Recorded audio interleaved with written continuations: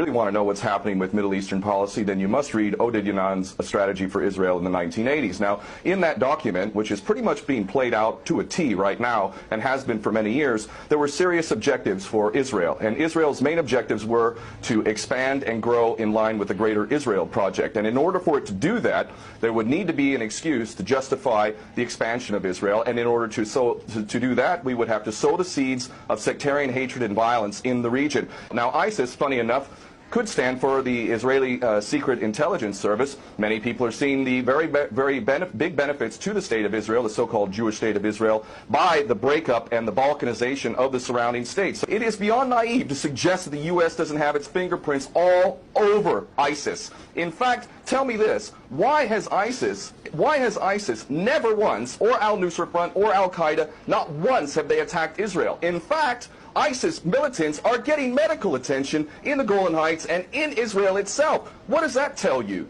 There is absolute continuity, but the actual policy, just like the Project for a New American Century laid out very clearly, that a, quote, new Pearl Harbor would be necessary to achieve this goal of full-spectrum dominance. You could never tell the American people, or the world for that matter, we're going to fight wars of aggression where we're going to have to invade and occupy, we're going to have to spend hundreds of billions, if not trillions of dollars to achieve the goal of full-spectrum dominance, which is to control, absolute control over air, land, sea, and space, and cyberspace. The American people never would have bought it, so you can't tell them that. You have to tell them a bunch of lies. Another thing that's really worthy of pointing out is the so-called Islamic State is anything but Islamic. And yes, there is a war on Islam.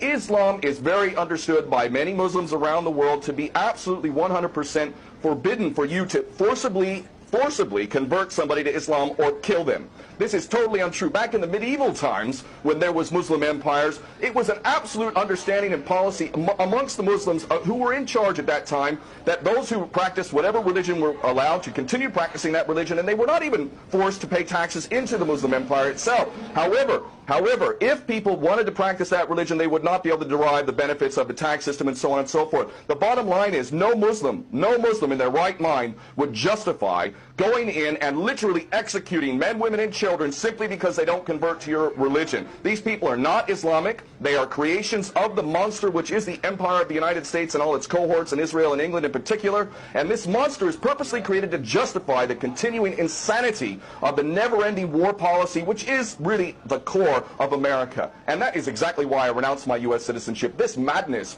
cannot be considered anything but the major threat to the world.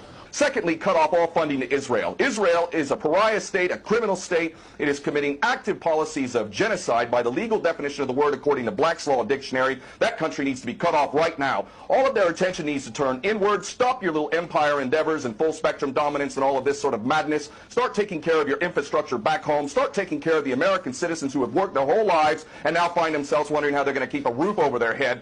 All of that is very obvious and very sensible. Or America can continue to decline into an absolute total pariah state, hated and resented around the world, and maybe bring the whole world into World War III. I would prefer that we do the former instead of the latter, but ultimately we need some serious change in government, and that means getting rid of these traitors.